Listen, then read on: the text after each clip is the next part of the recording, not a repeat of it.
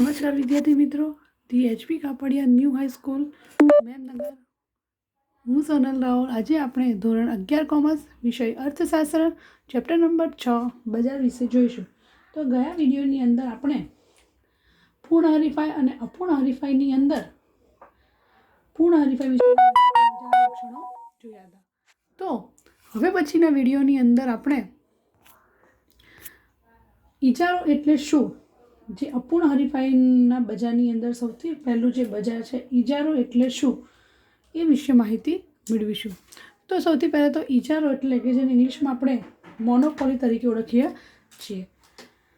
આ મોનોપોલી શબ્દ જે ગ્રીક ભાષાના શબ્દ પરથી ઉતરી આવ્યો છે, જેમાં મોનોસ એટલે એક અને જે પોલિનનો શબ્દ જે થાય પોલિન એટલે વેચનાર. એટલે ઇજારો એટલે ગ્રીક ભાષાના શબ્દ પરથી ઉતરી આવેલો આ શબ્દ છે, જેમાં મોનોસ એટલે એક. તમને એક માર્ક્સમાં પૂછાય છે કે મોનોસનો મિનિંગ શું થાય, અને પોલિન એટલે શું, વેચનાર. કે જ્યારે વસ્તુનો વેચનાર એક જ હોય તો ત્યારે તેને મોનોપોલી તરીકે ઓળખાય છે, જેને આપણે ગુજરાતીની અંદર ઇજારા તરીકે ઓળખીએ છીએ. ઘણા બધા પ્રશિષ્ટ જે અર્થશાસ્ત્રીઓ છે જે બજારના બે વિરુદ્ધ દિશાના અંતબિંદુ એટલે કે પૂર્ણ હરીફાઈ અને અપૂર્ણ હરીફાઈ, આપણે જોયું કે પૂર્ણ હરીફાઈ પણ કેવું છે, એક કાલ્પનિક બજાર છે. ખાલી સૈદ્ધાંતિકો શીખવા માટે, લક્ષણો શીખવા માટે અને બજારના તમામ સિદ્ધાંતોને શીખવા માટે પૂર્ણ હરીફાઈનો અભ્યાસ કરવો જરૂરી છે. તો તેવી રીતે અપૂર્ણ હરીફાઈની અંદર પણ તમે બીજા બધા બજારો શીખવા માટે પહેલાં ઇજારો એટલે શું એ અંગેનો પણ અભ્યાસ કરવો જરૂરી છે. બંને બાબતો જે વિરુદ્ધ દિશાના બિંદુઓ છે, એટલે કે શુદ્ધ પૂર્ણ હરીફાઈ અને શુદ્ધ ઇજારો, એ બંને શુદ્ધ ઇજારા જે એના લક્ષણો ખરેખર વાસ્તવમાં અસ્તિત્વ બજારમાં ધરાવતા નથી. પૂર્ણ હરીફાઈ પણ કેવી હોય છે, કાલ્પનિક, અને આ જે ઇજારાવાળી વસ્તુઓ છે એ પણ કેવી હોય છે, મોસ્ટ ઓફ કાલ્પનિક. એટલે બજારની અંદર જે બી ઇજારો જોવા મળે છે કેવો હોય છે, અશુદ્ધ. એટલે શુદ્ધ એટલે જેમાં પૂરેપૂરા ઇજારા લક્ષણ જે આપણે ભણીશું એ જોવા મળતા હોય તો એ શુદ્ધ ઇજારો. પરંતુ કેટલેક અંશે જે લક્ષણ ત્યાં લાગુ પડતો ન હોય તો ત્યારે એ અશુદ્ધ ઇજારા તરીકે ઓળખાય છે. અને બજારની અંદર આવા પ્રકારના ઇજારા શુદ્ધ ઇજારો જોવા મળતો નથી, પરંતુ અશુદ્ધ ઇજારો જોવા મળે છે. તો અર્થતંત્રની આપણે ઇજારાના પ્રકારમાં વિશે આજે એના જે લક્ષણો છે એની માહિતી મેળવીશું. તો એ પહેલાં આપણે એની વ્યાખ્યા જોઈ લઈએ.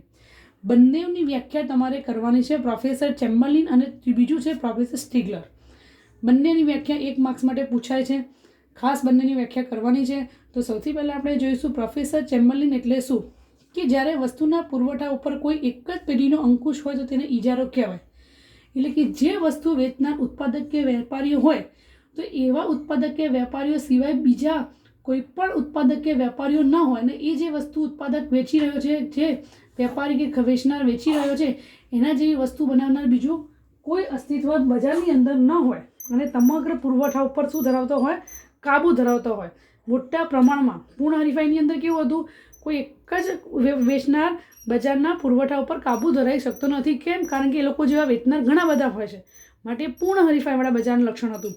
જ્યારે ઇજારો એટલે કે જેની અંદર જે વ્યક્તિ વસ્તુનો પુરવઠો બનાવે છે એ તમામ બજારના પુરવઠા ઉપર શું ધારી શકે છે, મોટા પ્રમાણમાં કાબુ મેળવી શકતો હોય તો તેને શું કહેવાય છે, ઇજારો કહેવાય છે, અથવા ઇજારદાર તરીકે ઓળખવામાં આવે છે. એટલે જ્યારે વસ્તુના પુરવઠા ઉપર કોઈ એક પેઢીનો અંકુશ હોય તો તેને શું કહેવામાં આવે છે, ઇજારો. આવું કહેનાર કોણ હતા, પ્રોફેસર ચેમ્બરલિન.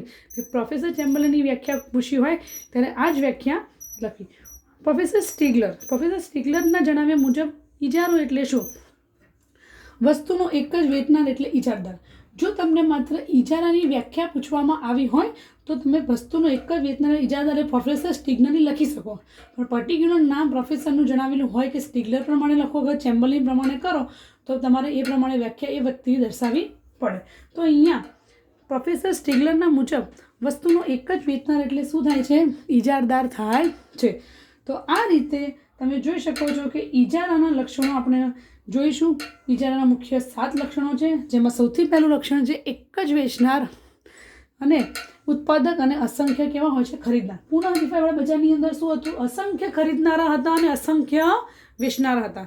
જ્યારે અહીંયા ઇજારા લક્ષણની અંદર તમને કહી દો કે એક જ વસ્તુનો વેચનાર એટલે એના જે વસ્તુ વેચનાર બીજું કોઈ વ્યક્તિ કે કોઈ પેઢી કે કોઈ ઉત્પાદક ન હોય તો ત્યારે ઇજારો બને છે. તો અહીં ઉત્પાદક કોણ હોય છે? વેચનાર એક જ હોય છે.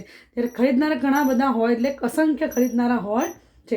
ચલો જોઈશું આપણે આગળ કે ઇજારાવાળા બજારની અંદર વસ્તુનું ઉત્પાદક અને જે વેચનાર હોય છે તે બજારના વસ્તુના પુરવઠા પર સંપૂર્ણ શું ધરાવે છે? કાબુ ધરાવે છે. તમે જોઈ શકો છો સંપૂર્ણ શું ધરાવે છે? કાબુ. તો આ રીતે તેને શું કહેવામાં આવે છે? ઇજારદાર કહેવામાં આવે છે કે જે સમગ્ર પુરવઠા પર શું ધરાવતો હોય છે? કાબુ ધરાવે છે. એટલે આ બજારની અંદર વસ્તુના ઉત્પાદક વેચનાર એક જ હોવાથી હરીફાઈ તત્વ કેવું જોવા મળે છે? નહિવત એટલે હોતું નથી. કેમ કે જે વસ્તુ એ વેચનાર હોય છે, જે ઉત્પાદક હોય છે, એક જ વ્યક્તિ એક જ પેઢી જ હોય છે. એના જેવું વસ્તુનું ઉત્પાદન કરનાર બીજી કોઈ પણ પેઢી હોતી નથી કે તેનું અસ્તિત્વ પણ હોતું નથી. એટલે હરીફાઈનું તત્વ અહીંયા હોતું નહીં. પૂર્ણ હરીફાઈની અંદર શું હોય છે? હરીફાઈનું તત્વ જોવા મળતું હોય છે કે એક જ સમાન વસ્તુઓ વેચાતી હોવાને કારણે અસંખ્ય શું હોય છે? વેચનારા હોય છે. માટે ત્યાં હરીફાઈનું તત્વ જોવા મળે છે. જ્યારે અહીં એક જ વેચનાર હોવાથી હરીફાઈનું તત્વ જોવા મળતું નથી. ત્યાર પછી જો કે વસ્તુની કિંમત ઉપર પણ તે સંપૂર્ણ કાબુ ધરાવે છે. કેમ?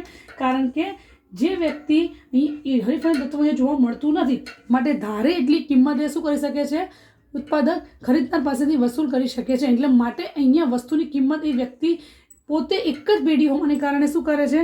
વસ્તુની કિંમત ઉપર સંપૂર્ણ કાબુ મેળવી શકે છે. વસ્તુની કિંમત શું કરી શકે છે? જાતે જ નક્કી કરી શકે છે. માટે પૂર્ણ હરીફાઈની અંદર શું હતું? વસ્તુની પ્રાઇસ એટલે કે વસ્તુની કિંમત ગ્રહણ કરનાર એટલે કે વસ્તુની કિંમત સ્વીકારનાર હતું પ્રાઇસ ટેકર.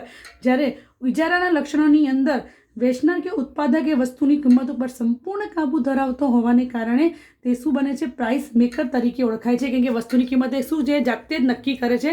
કારણ કે એમના જેવી વસ્તુ બનાવનાર કે વસ્તુનું વેચનાર કોઈ બીજી પેઢી અસ્તિત્વ ધરાવતી નથી. માટે સંપૂર્ણ પુરવઠા પર એમનો કાબુ હોય છે, વસ્તુની કિંમત ઉપર એમનો કાબુ હોય છે. માટે તે પ્રાઇસ મેકર તરીકે ઓળખાય છે. એટલે તમને પૂછાશે એક માર્ક્સમાં કે કઈ પેઢીની અંદર ઉત્પાદક પ્રાઇસ મેકર તરીકે ઓળખાય છે? તો કે એમાં ઇજારાવાળામાં. અને પ્રાઇસ ટેકર એટલે ગ્રહણ કરનાર, સ્વીકારનાર કોણ હોય છે? પૂર્ણ હરીફાઈની અંદર જોવા મળે છે. આમ ખરીદનાર વસ્તુની કિંમત ઉપર તે શું કરી શકે છે? અસર. તેવી રીતે ગ્રાહકો પણ વસ્તુની ખરીદ કિંમત પર અસર પહોંચાડી શકતા નથી. કેમ? કારણ કે એમને જે વસ્તુ ખરીદવી હોય છે એ વસ્તુ બનાવનાર કે વેચનાર બીજી કોઈ પેઢી હોતી નથી. માટે ગ્રાહકોને પોતાની વસ્તુઓ શું કરવી પડે છે? એક જ પેઢી પાસેથી ખરીદવાની હોવાથી એ લોકો ધારે તો વસ્તુ ન ખરીદે તો એવી બીજી વસ્તુ કશે મળતી નહીં. તેના માટે જે પણ વસ્તુ વેચનાર માગે વસ્તુની કિંમત એ પ્રમાણે એમની કિંમત ચૂકવવી જ પડે છે. માટે અહીં ખરીદનાર પણ એટલે કે ગ્રાહકો પણ વસ્તુની કિંમત ઉપર અસર પહોંચાડી શકતા નથી. તો આ રીતે એક જ ઉત્પાદક કે વેચનારને અસંખ્ય ખરીદનાર જોવા મળે છે. ત્યાર પછી છે બીજું લક્ષણ, નજીકની અવેજી વસ્તુનો અભાવ. પૂર્ણ હરીફાઈની અંદર શું હતું? સમાન ગુણી વસ્તુઓ. જે વસ્તુઓ એક ઉત્પાદક કે વેચનાર વેચે છે એવી જ સમાન ગુણી વસ્તુઓ રૂપ, રંગ, કદ, આકારના પ્રમાણે કેવી હોય છે? એક સરખી સમાન ગુણી વસ્તુઓ વેચવામાં આવે છે. જ્યારે અહીં નજીકની અવેજી વસ્તુનો શું જોવા મળે છે? અભાવ. કે અહીંયા વસ્તુનો વેચનાર કે વેચનાર કરનાર કોણ હોય છે? એક જ ઉત્પાદક હોય છે. માટે અહીં નજીકની અવેજી વસ્તુનો શું જોવા મળે છે? અભાવ. જો હવે શુદ્ધ ઇજારાની લાક્ષણિકતાઓ તમે જુઓ કે જ્યાં આ લક્ષણ લાગુ પડતું હોય તો શુદ્ધ ઇજારાની લાક્ષણિકતા મુજબ ઇજારદાર જે વસ્તુનું ઉત્પાદન કે વેચાણ કરે છે તેની બીજી કોઈ પણ અવેજી વસ્તુ કે સમાન વસ્તુઓ ધરાવતી વસ્તુઓ બજારમાં હોતી નથી. તો જે શુદ્ધ ઇજારો કહેવાય. શુદ્ધ એટલે કે જ્યાં ઇજારાના બધા જ લક્ષણો જોવા મળતા હોય. મેં તમને કીધું પણ વાસ્તવમાં આવો ઇજારો જોવા મળતો નથી. કોઈને કોઈ જગ્યાએ કોઈને કઈ રીતે અવેજી વસ્તુ તો એની બદલામાં મળી જ રહે છે. પરંતુ એવું ક્યારે શક્ય બને કે જ્યારે એની અવેજી વસ્તુ કે સમાનતા ધરાવતી વસ્તુઓ જો અસ્તિત્વ ધરાવતી ન હોય ત્યારે નજીકની અવેજી વસ્તુનો શું હોય? અભાવ હોય. ત્યારે જ એ શુદ્ધ ઇજારો કહેવાય છે. પરંતુ વાસ્તવમાં શુદ્ધ ઇજારો કેવો છે? કાલ્પનિક છે. પણ અહીંયા વ્યવહારમાં તો કેવો ઇજારો જોવા મળે છે? અશુદ્ધ ઇજારો જોવા મળે છે. શુદ્ધ ઇજારાના લક્ષણ તરીકે તમે જુઓ તો આપણે રેલવેને લઈએ તો રેલવેની અંદર તમે નક્કી કરો કે રેલવે એ કોની પાસે છે? આપણી સરકાર પાસે છે. ભારત સરકાર પાસે શું છે? એનું રેલવે ખાતું કોની પાસે? ભારત સરકાર પાસે. એટલે ભારત સરકારે આપણા ત્યાં જે રેલવે નાખી છે, જે રેલવે ચાલે છે કોના પાસે છે? સરકાર પાસે છે. હવે તમે માની લો કોઈ એક ટાઈમ માટે, કોઈ એક સમય માટે તમે રેલવેની ટિકિટ શું કરાવી છે? બુક કરાવી છે. માની લો આવનાર રવિવાર તારીખ, માની લો રવિવાર છે અને રવિવારના દિવસે તમે શું કરી છે? એક અહીંથી બોમ્બે જવા માટે, અમદાવાદથી બોમ્બે જવાની ટિકિટ તમે બુક કરાવી છે, માની લો સવારની 5:30 વાગ્યાની કોઈ પણ ટ્રેન તમે નક્કી કરી છે. હવે એ સમય દરમિયાન રવિવારનો સમય સવારે 5:30 વાગ્યાનો ટાઈમ તમારે નક્કી કરવો હોય તો એ સમય દરમિયાન જો કોઈ પણ ટિકિટ આરક્ષિત, એટલે કોઈ પણ ટિકિટ એ સમય દરમિયાન તમે બુક કરી શકતા નથી, તમારી પાસે ટિકિટ એ વખતે અવેલેબલ નથી, તો તમે નજીકની અવેજી વસ્તુ એટલે બીજી રેલવેની અંદર તમે જઈ શકો નહીં. કેમ? કારણ કે ભારતની અંદર માત્ર એક જ રેલવે છે અને એ રેલવે કોણ ચલાવે છે? સરકાર. કોઈ પણ ખાનગી કંપની, મતલબ કોઈ પણ બીજી વ્યક્તિ કોઈ ક્યારે પણ રેલવેની બીજી સ્થાપના કરી શકે નહીં. કેમ? કારણ કે એ માને કે મારે બીજી રેલવે આખી મારી પોતાની લાઇનવાળી, મારી રિલાયન્સ કંપનીવાળા છે એમ ધારી લે કે ભાઈ મારી પોતાની રેલવે ચલાવવી છે અને લોકોને માટે ઉપયોગ કરવા દેવી છે, તો એ શક્ય નથી. કેમ? કારણ કે અહીં રેલવે ઉપર શું છે? પૂરેપૂરો ઇજારો કોનો છે? સરકારનો છે. સરકાર એક જ રેલવે રાખી છે અને એમાં જ તમારે મુસાફરી તમે કરી શકો. તમે એ સમય દરમિયાન એ 5:30ના સમયમાં એ જ રવિવારના દિવસે તમે બીજી જગ્યાએથી રેલવેની ટિકિટ બુકિંગ કરી શકતા નથી. કેમ? કારણ કે એ બાબત કે એ વસ્તુ કે એ જે સેવા છે બીજી ઉપલબ્ધ નથી. હા, એના બદલે તમે નજીકની આવી વસ્તુ તરીકે શું લઈ શકો? તમે બાય કાર જઈ શકો, તમે બસમાં જઈ શકો, પ્લેનમાં જઈ શકો, તમે પોતાની કંઈ પણ પોતાની ગાડી લઈને પણ તમે જઈ શકો છો. પરંતુ તમારે એમ જ નક્કી કર્યું હોય કે ભાઈ મારે 5:30 વાગ્યેની ટ્રેનમાં બીજી કોઈ રેલવેમાં જવું છે, તો એ શક્ય નથી. તમને બસ બીજી મળી શકે, એક બસના બદલે બીજી બસનો તમે ઉપયોગ કરી શકો છો, પરંતુ અહીંયા એક જ રેલવે છે. એ રેલવે સિવાય બીજી કોઈ પણ એવી રેલવે કંપની અહીંયા અસ્તિત્વ ધરાવતી નથી. માટે રેલવે કેવું કહેવાય? ઇજારાનું લક્ષણ કહી શકાય.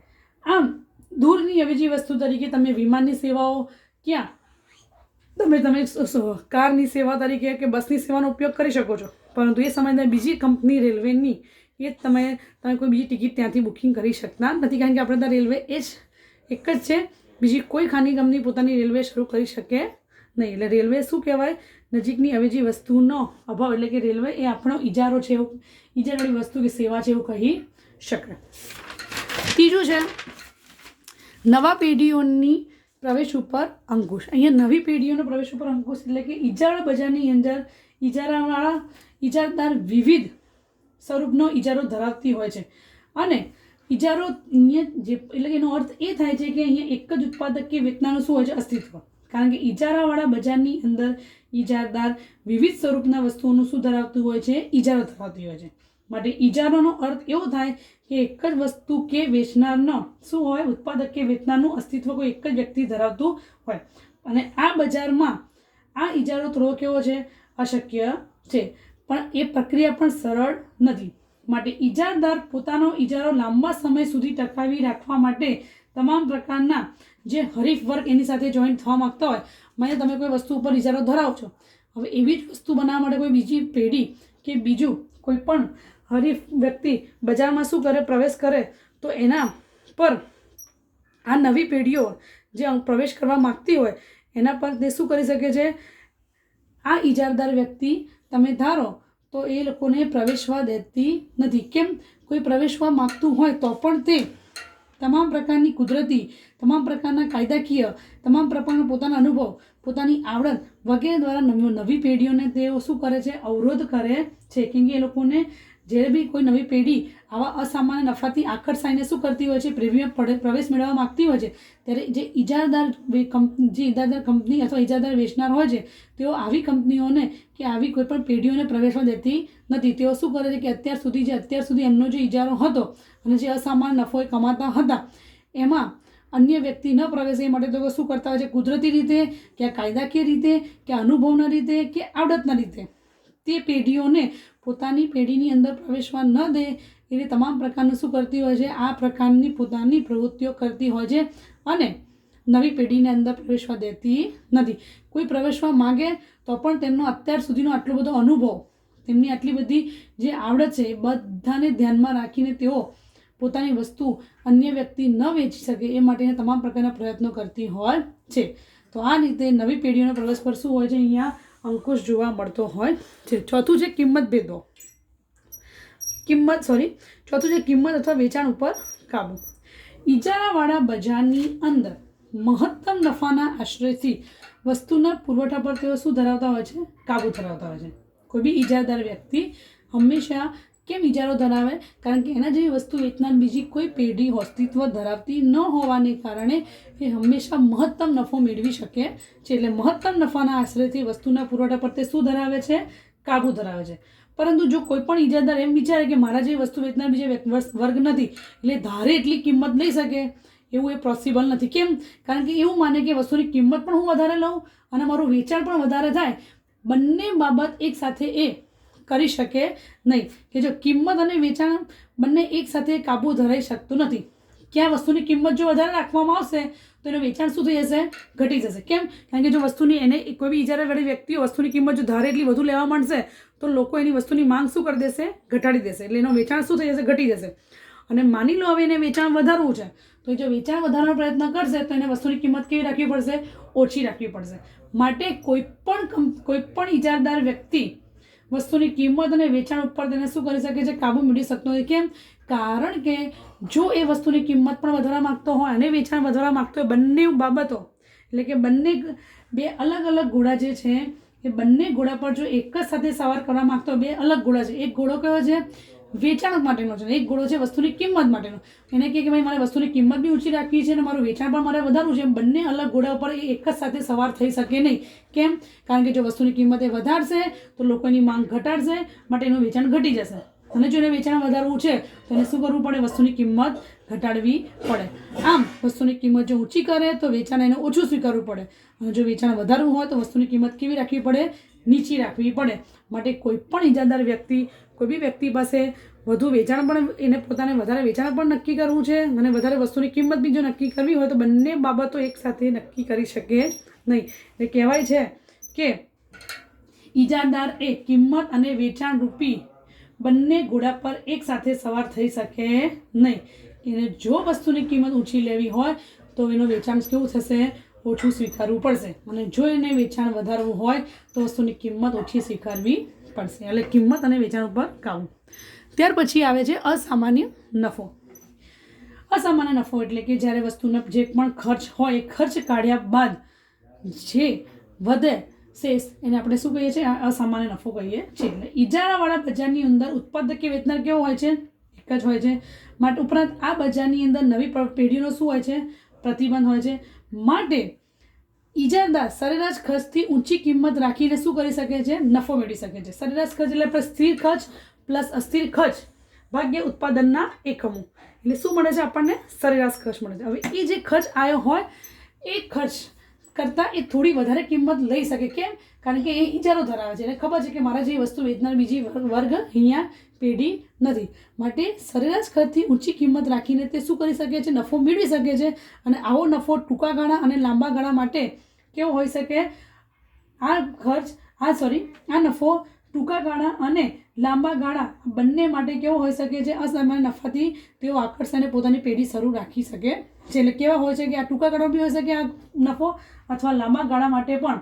એટલે કે વસ્તુના ટૂંકા ગાળા અને લાંબા ગાળામાં કોઈ પણ હરીફાઈ વગર અસામાન્ય નફાની પરિસ્થિતિએ શું કરી શકે છે? લાભ લઈ શકે છે. એટલે સરેરાશ ખર્ચ જે પણ આવે, સરેરાશ ખર્ચ આપણે 5મા ચેપ્ટરમાં શીખી ગયા. સ્થિર ખર્ચ પ્લસ અસ્થિર ખર્ચ ભાગ્યા ઉત્પાદનના એકમો એટલે આપણું શું કહેવાય? સરેરાશ ખર્ચ કહેવાય. એટલે જેને કુલ ખર્ચ કહેવાય. અને કુલ ખર્ચથી વધારે કિંમત શું કરી શકે છે? રાખી વસૂલ કરીને અસામાન્ય નફાની પરિસ્થિતિ સુધી પહોંચી શકે છે. ત્યાર પછી આવે છે વસ્તુની કિંમત ભેદભાવ.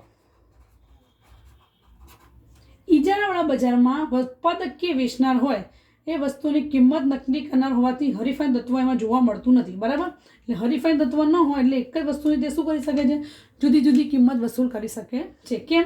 કારણ કે એવી વસ્તુ બનાવનાર બીજો કોઈ વર્ગ કે બીજો કોઈ ઉત્પાદક હોતો નથી. માટે હરીફાઈનું તત્વ ન હોવાને કારણે જે ઉત્પાદક હોય છે એ ઉત્પાદક એ તકનો લાભ લેવા માટે વસ્તુની જુદી જુદી કિંમત શું કરી શકે છે? વસૂલ કરીને કિંમત ભેદભાવનો ઉપયોગ કરી શકે છે. દાખલા તરીકે તમે જુઓ, જે ડૉક્ટર હોય એ ડૉક્ટર પોતાની રીતે માની લો પોતાનો અનુભવને ધ્યાનમાં રાખીને દરેક પેશન્ટ પાસેથી જુદી જુદી કિંમત શું કરી શકે છે? વસૂલી કરે. દરેક જાતના ડૉક્ટરો પોતાની મોનોપોલી હોય છે અને એ મોનોપોલીને આધારે એ શું કરી શકે છે? જે રીતે ફિઝિયોવાળા ડૉક્ટર હોય, તેવી રીતે ગાયનકવાળા ડૉક્ટર હોય, તેવી રીતે કોઈ ફિઝિશિયન હોય, કોઈ પણ ડૉક્ટર પોતાનો અનુભવ, પોતાની આવડતને ધ્યાનમાં રાખીને દરેક દર્દીઓ પાસેથી શું કરી શકે છે? દરેક ડૉક્ટરો પોતાના દર્દીઓ પાસેથી અલગ અલગ પોતાની ફીસ વસૂલ કરી શકે છે. એટલે આ રીતે કિંમત ભેદભાવ પણ ઇજારાનું એક લક્ષણ જોઈ શકાય. ત્યાર પછી આવે છે પેઢી એ જ ઉદ્યોગ. તો પેઢી એ ઉદ્યોગ એટલે પેઢી એ જ ઉદ્યોગ એટલે પહેલાં તો આપણને ખબર હોવી જોઈએ કે પેઢી કોને કહેવાય અને ઉદ્યોગ કોને કહેવાય. તો પહેલાં જોઈશું પેઢી એટલે કે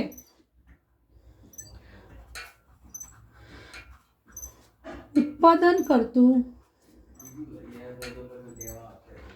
સ્વતંત્ર એકમ એટલે પેઢી. જે પણ વસ્તુનું ઉત્પાદન કરવામાં આવતું સ્વતંત્ર એકમ છે ને આપણે શું કહીએ છીએ? પેઢી. તો ઉદ્યોગ કોને કહેવાય?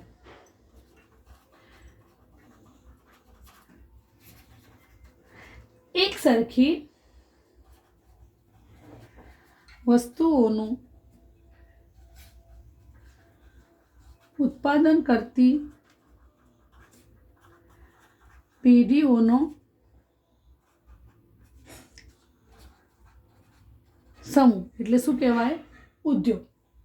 પહેલાં તો પેઢી એ જ ઉદ્યોગ એટલે પહેલાં તો પેઢી કોને કહેવાય? ઉત્પાદન કરતું સ્વતંત્ર એકમ એટલે શું કહેવાય? પેઢી.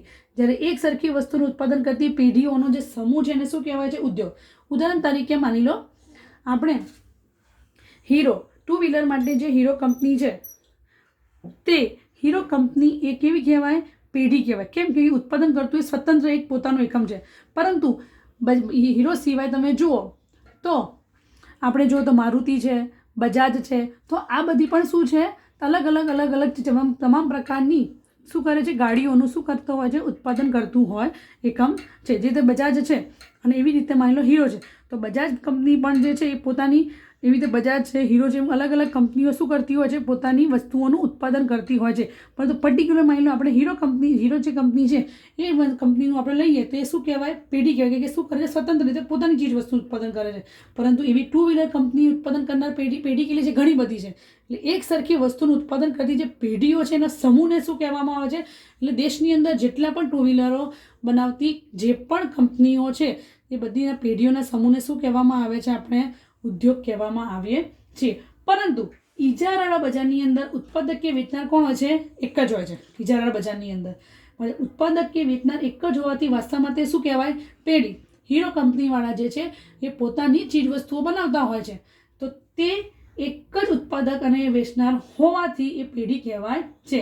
અને આવા ઉદ્યોગોને એવી રીતે હીરો, બજાજ, મારુતિ તમામ પ્રકારના જે છે તો એ આવા ઉદ્યોગોના પેઢીના જે સમૂહો છે એ ક્યાંથી બને? એક પેઢીથી જ થાય છે.